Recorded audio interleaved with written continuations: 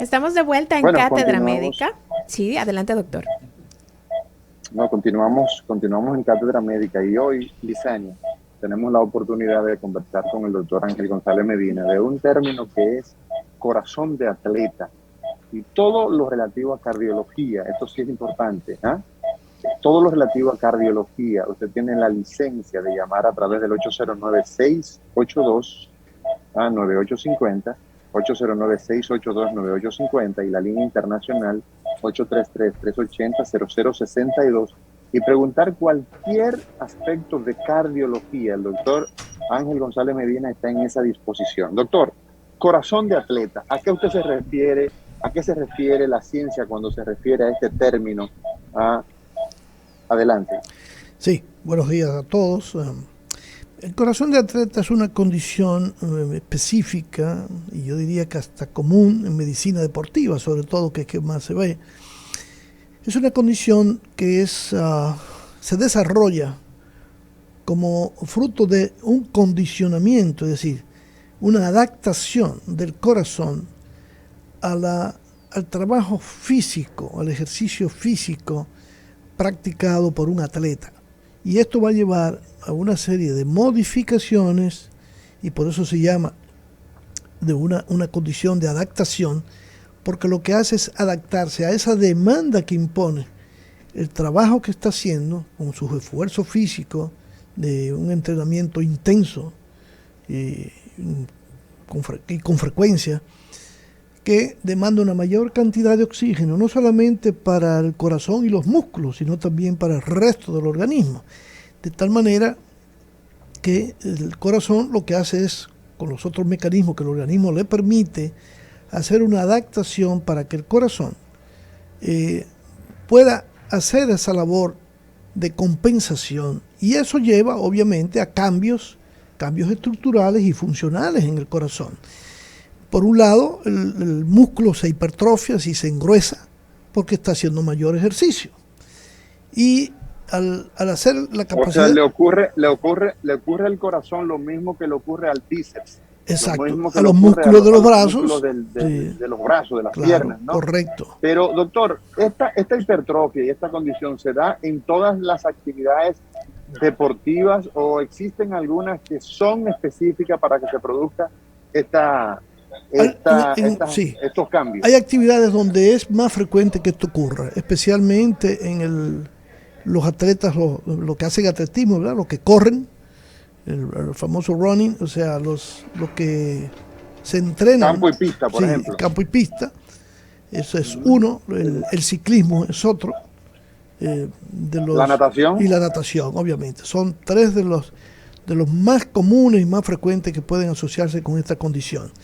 La, Esto hace, obviamente, lo que levantan pesa también, cuando lo hacen ya como una práctica de deporte definitiva, es otro de los deportes que contribuye sobre todo a este tipo de engrosamiento de la pared cardíaca. De tal manera que nosotros vamos a ver que no solamente el corazón puede engrosarse, sino que puede llegar hasta tener un poco de dilatación en la cavidad, sobre todo el corazón izquierdo, el ventrículo izquierdo, que es el que tiene que ver con el bombeo de sangre al resto del organismo. Y por supuesto, en esta capacidad de adaptación, además de, de que engruesa las paredes del corazón, la frecuencia cardíaca disminuye, de tal manera que con menos contracciones, con menos latidos por minuto, el corazón puede brindar una mayor cantidad de sangre que en aquellas personas que no están o que no han recibido o han realizado este tipo de entrenamiento. De tal manera que este condicionamiento favorece para que el trabajo cardíaco sea más efectivo con menor trabajo, vamos a decir. Parece algo contradictorio, menor trabajo porque se tiene que contraer menos. No es como el caso de cualquiera de nosotros que salimos corriendo de aquí a 3 cuadras y el corazón va a 140. Cualquier Y atleta lo llegamos que lleva con la lengua llegamos afuera. con la lengua de corbata, sí. Exacto, como si fuera. Llegamos entonces jadeante. Entonces Correctamente. el atleta per se tiene una posibilidad de realizar, digamos, que la irrigación de todo su cuerpo con un menor esfuerzo del corazón. Correcto. O sea, el corazón tiene que esforzarse menos, eso es lo que usted nos está diciendo. Claro, porque entonces hace esa adaptación, claro, le cobra la parte del engrosamiento, pero ya más adelante hablaremos de qué importancia tiene eso y si puede ser reversible o no. Lo importante es que el atleta pueda entonces aumenta su capacidad física, que eso es lo que logramos cuando hacemos ejercicio comúnmente, es decir, en la medida en que practicamos ejercicio más frecuente, eso nos da mayor capacidad de esfuerzo y podemos tolerar cualquier ejercicio que sea mayor. Las personas que son sedentarios, que no practican actividad física, pues se cansan fácilmente y entonces no tienen esa capacidad de adaptación cuando el cuerpo lo necesita en determinadas circunstancias. Entonces, doctor Ángel González el corazón va forzado ahí, Sí. Lisania, el corazón va bien forzado cuando una persona está sin entrenamiento, sin hacer actividad, como por ejemplo las actividades que son los famosos cardiovasculares, como caminar, correr. ¿Ah? Esta persona su corazón lo lleva forzado, el que está en sedentarismo. Correcto. Cuando Así hacemos es. una prueba de esfuerzo, por ejemplo, fíjate que se mide la capacidad funcional de la persona, porque hay personas que ya en una segunda fase se cansan. Sí. Y esto te dice que tienen muy poco entrenamiento físico. Entonces, mientras más entrenamiento físico, mayor capacidad para realizar cualquier actividad física y mayor desarrollo de su sistema cardiovascular también, que era el tercer punto, porque el ejercicio permite que haya un mayor desarrollo de los vasos sanguíneos y por tanto estos vasos van a tener mayor diámetro, mayor luz y eso favorece mucho en la reducción del riesgo cardiovascular. Entonces, doctor, lo que hemos hablado hasta este momento, el tener un corazón de atleta producto de una actividad física intensa y frecuente no causa ningún daño cardiovascular, o hay alguna forma en que el yo someterme a este tipo de actividad muy intensa, muy fuerte, pueda llegar a causar algún daño. No, es muy difícil que si existe un daño, entonces el paciente debe tener alguna otra condición o genética o adquirida que no se ha descubierto que probablemente lo llevó a esa condición. Generalmente, incluso este engrosamiento que a veces puede sorprender a los médicos, a los mismos cardiólogos, encontrar un hallazgos electrocardiográficos en una radiografía de tórax o en el ecocardiograma, resulta que muchas veces para poder hacer un diagnóstico diferencial, lo que se hace es que se reduce esa cantidad de ejercicios o se suspende, o no suspenderlo de manera total, sino se reduce para ver si se modifica, porque se considera que en 3 meses esos cambios son reversibles. Una de las situaciones que yo siempre vi, yo recuerdo siendo unos muchachos, estas personas que trabajaban, que hacen ese trabajo físico de trabajar en camiones, que cargaban sacos de azúcar de 300 libras, y uno veía cómo desarrollaban los brazos y la capacidad que tenían esta gente para esto. Y cuando usted le tomaba la frecuencia cardíaca, una frecuencia en 40 por minuto, cuando la frecuencia normal es de 60 a 100. Entonces, eso es una condición normal para esa persona. Bien, hoy estamos conversando con el doctor Ángel González Medina, hablamos sobre corazón de atleta, pero queremos recordarles que pese a que el tema específico del día de hoy es este, usted puede comunicarse con nosotros al 809-682-9850, 809-682-9850 y la línea internacional 833-380-0062. Busque por allí cualquier análisis que usted tenga guardadito, llame, haga su lectura, que el doctor Ángel González Medina está aquí para darle las indicaciones del lugar. Adelante, doctor. Con respecto a lo que yo estaba señalando hace un momento, cuando me decías la pregunta, ¿Sí? Fíjate, si una persona es hipertensa y además de eso es atleta, pues entonces se pueden mezclar cosas aquí que no, entonces, mira, es el exceso de ejercicio, ¿no? Es que tiene una enfermedad, una condición que está favoreciendo que el trastorno estructural o funcional del corazón pueda tener un impacto diferente al que tiene el ejercicio. Esto es muy importante, por eso los atletas tienen que ser evaluados antes de iniciar un proceso de entrenamiento y hacer evaluaciones, no solamente desde el punto de vista cardiovascular, sino de otras condiciones, vamos a decir, sistémicas que afectan.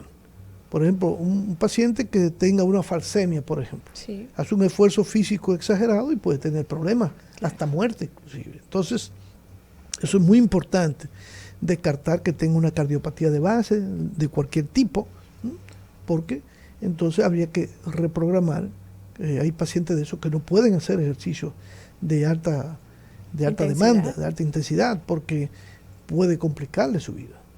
Entonces, esa evaluación, doctora, a la que usted hace alusión, que debe realizarse una persona que decida que va a iniciar una actividad física fuerte, va a iniciar a practicar cualquier deporte de manera frecuente, ¿qué incluye esta evaluación que debe realizarse? Sí.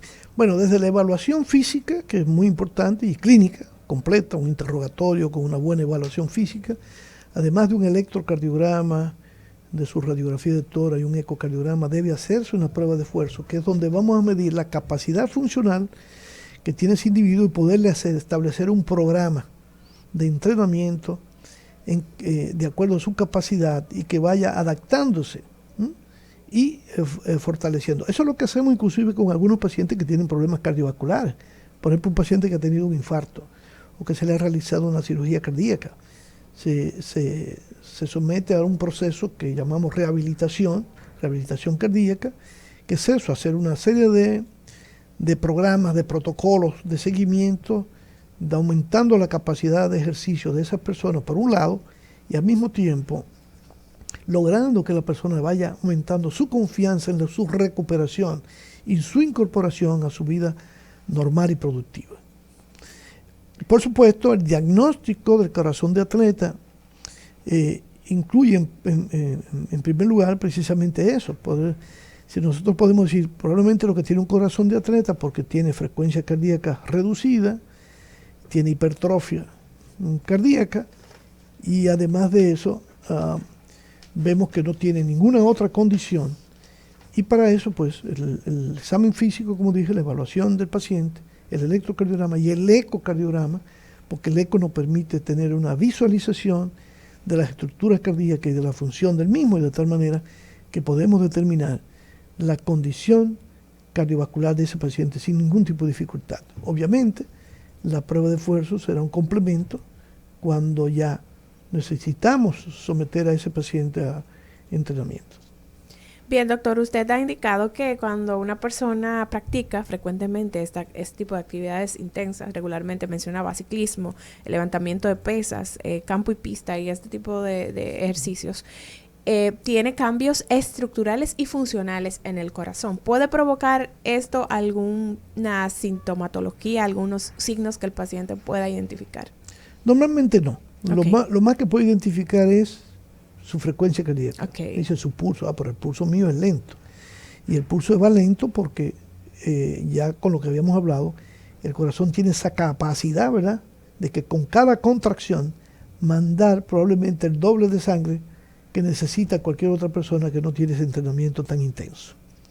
Bien, ok, o sea que no hay ninguna... Y a todo esto, ¿Sí? escúchame, Lizania, y a todo esto, pues que la población sepa que esto es bueno. Sí. O sea, el hecho de que una persona esté en actividad física y que su corazón no tenga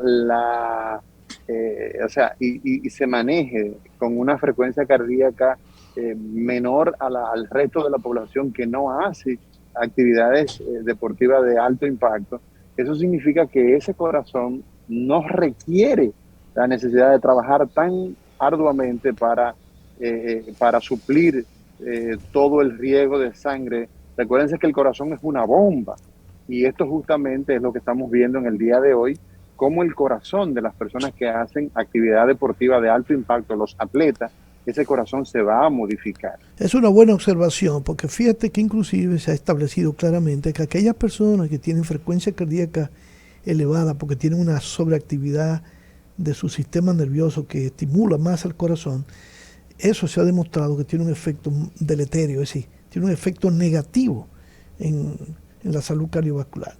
O sea, mientras más trabaja el corazón, pues se considera que peor va a ser su situación en el futuro. Doctor, hay un aspecto importante y es, si se pudiera confundir el corazón de atleta con alguna patología cardiovascular, ¿cómo puede discriminar el paciente esto o el especialista? Correcto. Hay una condición que es la que más se puede confundir, que se llama miocardiopatía hipertrófica. La miocardiopatía hipertrófica es es una condición de origen congénito, es decir, la persona nace con ella, claro, se puede magnificar en el tiempo, es un engrosamiento de las paredes del corazón de diferentes modalidades. La más común es que haya solamente un engrosamiento de una parte, generalmente en la porción del tabique o el septo que separa los dos grandes ventrículos, que muchos años antes se pensaba que era una obstrucción, se le llamaba estenosis aórtica, de la válvula aórtica dinámica, porque no había una obstrucción mecánica. Entonces, esta condición se ve engrosamiento. Hay pacientes que tienen engrosamiento de todas las paredes, se va a ver algunos signos, pero ya en el ecocardiograma y también en el examen físico. La miocardiopatía hipertrófica, incluso tengo la anécdota de que cuando estaba en el hospital enseñando, recuerdo que enseñé a los muchachos a hacer diagnóstico con las manos y con los oídos, simplemente de miocardiopatía hipertrófica, porque hay signos que son muy característicos. Claro, no todos los pacientes tienen los signos, pero a veces uno tiene estigmas, es decir, tiene algunos de estos signos clínicos que dice, tiene que ser una miocardiopatía hipertrófica. Obviamente, si tú encuentras un paciente que te da la pista de que, bueno, pero tiene tantos cambios electrocardiográficos, además, entonces ahí tiene que irte a un diagnóstico diferencial y buscar el médico ya. Si comienza a tener síntomas como palpitaciones, por ejemplo, este tipo de pacientes que tienen miocardiopatía hipertrófica, una de sus características es que pueden hacer arritmias. Tienen palpitaciones, pueden tener dolor en el pecho, pueden tener síncope, hacen síncope, y precisamente la miocardiopatía hipertrófica es la causa de muerte súbita número 1 en atletas, porque no se ha diagnosticado antes. Antes de iniciar. Exactamente. Entonces, porque estos pacientes tienen un desarreglo, así se le llama en términos sencillos, ¿verdad? Las fibras miocárdicas se disponen de manera longitudinal, como están los hilos de una tela, por ejemplo. En este caso hay unas anomalías de mutaciones genéticas que hacen que las fibras se entrecrucen. Entonces eso determina que la circulación, la microcirculación y el aporte de oxígeno en esas fibras sea deficiente, por un lado, y además ese desarreglo permite que se desarrollen arritmias cardíacas malignas, muchas veces, y el diagnóstico que se hacen tardío. Yo recuerdo un paciente que vino de Estados Unidos, me lo refirieron porque él iba a los médicos allá en Boston y le decían que era nervioso porque le daban palpitaciones, pero era taxista. Y por 2 o 3 ocasiones, manejando, tuvo las palpitaciones. Vino a verme, le habían hecho un ecocardiograma y le habían dicho como que había algo ahí en la válvula mitral, pero que eso no era nada. Cuando yo le hice el examen físico, tiene pulso que apunta para miocardiopatía hipertrófica, tiene un cuarto ruido, porque nosotros tenemos 2 ruidos, tum-ta, tum-ta. Entonces, cuando hay hipertrofia puede agregarse un cuarto ruido, y es turunta, porque la aurícula tiene que vaciarse con mucha fuerza y tiene que darle como una patada, y eso produce un sonido. Entonces, ya con esos datos, le hicimos el ecocardiograma, exactamente, tenía una miocardiopatía hipertrófica. Después volvió porque tuvo una pérdida de conocimiento. Yo lo envié a un hospital, a un médico en específico, amigo. Él siguió viéndose por la consulta periférica. Y entonces le dijeron que eso era nervioso. Y resulta que, porque seguía con las palpitaciones. Y lo que pasa es que el paciente tenía una anemia importante y un hipertiroidismo. O sea, tenía más cosas. Tenía una tripleta. Y terminó con la colocación de un marcapaso de fibrilador, porque entonces desarrolló arritmia. Y había que ponerle un dispositivo para evitar que tuviera una muerte súbita. Usted ha mencionado que la miocardiopatía hipertrófica es una de las principales causas de muerte en súbita. Atletas.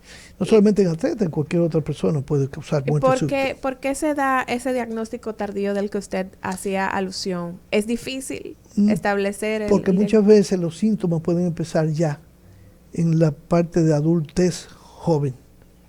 Porque en la medida en que la persona no conocía su condición o no se le detectó o nunca fue al médico, sobre todo en nuestro medio, que mucha gente tú le preguntas, yo nunca he ido al médico a los 25 años, entonces, pero se considera que la mayoría de los casos. Hay una condición que la hipertrofia es en la punta del corazón.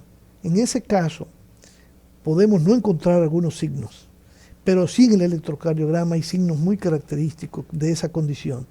Si no se ha hecho un electrocardiograma nunca. Yo recuerdo el bioestadístico que trabajaba en el hospital donde yo me interné en México.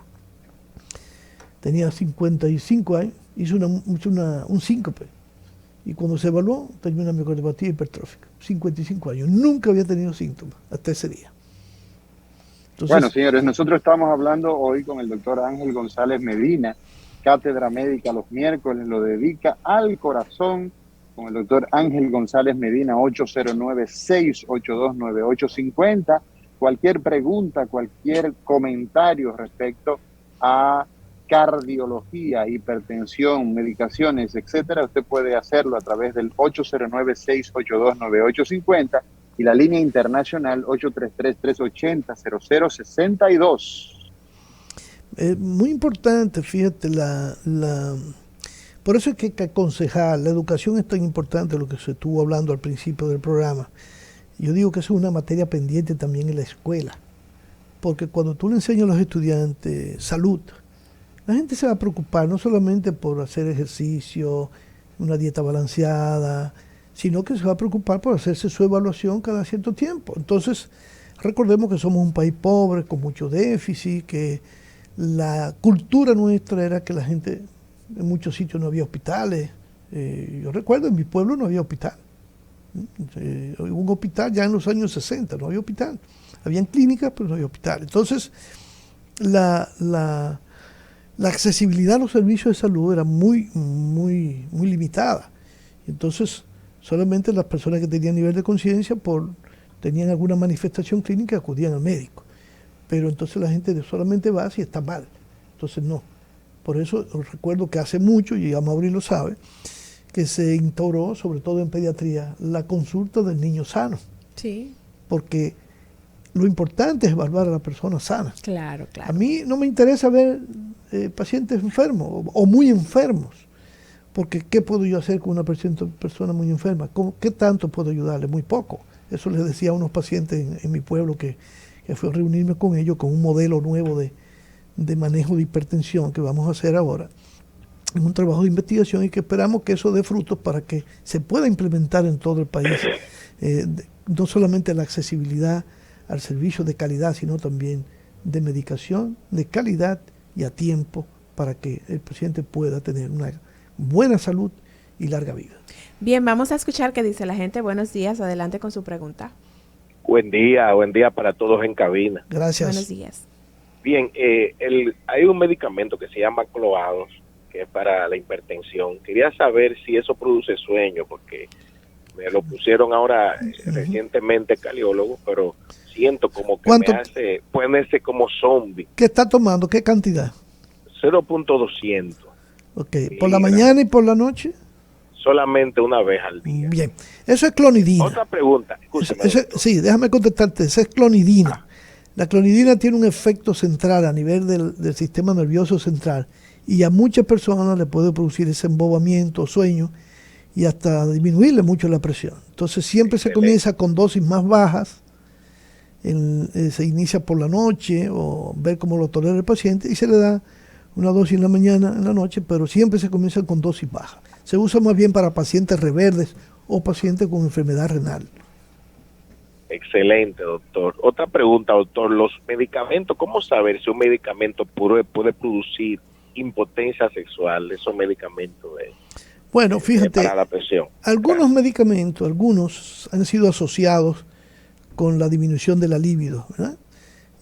Los diuréticos y los llamados beta bloqueadores son los que más se han asociado. Ahora, muchas veces este problema de la disminución de la libido tiene que ver con la cultura de la gente. Mucha gente ya cree que son todos los medicamentos y desde que comienzan a tomar un medicamento y que comienzan a tener disminución de la libido. Eso no es... No, que se sienten enfermos. No, no solamente eso. Enfermos. Fíjate una cosa, otra cosa importante, no es a todos los pacientes que los betabloqueadores y los diuréticos les disminuyen la potencia sexual. Ya hay nuevos betabloqueadores que no tienen efecto periférico. Hay nuevos, de los más recientes, como el bisoprolol, como el nebivolol. Y hay pacientes que al contrario, a veces tomándolo, como un paciente una vez me dice que estaba tomando metoprolol, que es bastante selectivo también, y lo que estaba era mejor, su condición sexual mejoró. Entonces, es un 20-30%, es decir, no son todos los pacientes, claro. Y hay un aspecto también, doctor, que ocurre con el paciente que inicia un tratamiento del que sea, paciente diabético, hipertenso, paciente epiléptico, de lo que sea, paciente con dolor crónico, donde hay que utilizar, por ejemplo, neuromodulador por largo tiempo. Correcto. Y es el tema de que estos pacientes normalmente para adherirse al tratamiento, para hacer afiliación, compromiso con su tratamiento, pasa un tiempo y muchas veces la gente se desencanta y se siente más enfermo de lo que estaba, porque dice, bueno, la hipertensión no se cura, entonces yo voy a tener que usar esto por el resto de la vida, y cae o sea, y se pone, y no solamente eso, no digamos que depresivo, sí, pero yo me sentía bien, pero eso le trastorna el estado de ánimo. Claro, yo me sentía bien y ahora tengo síntomas. Exacto.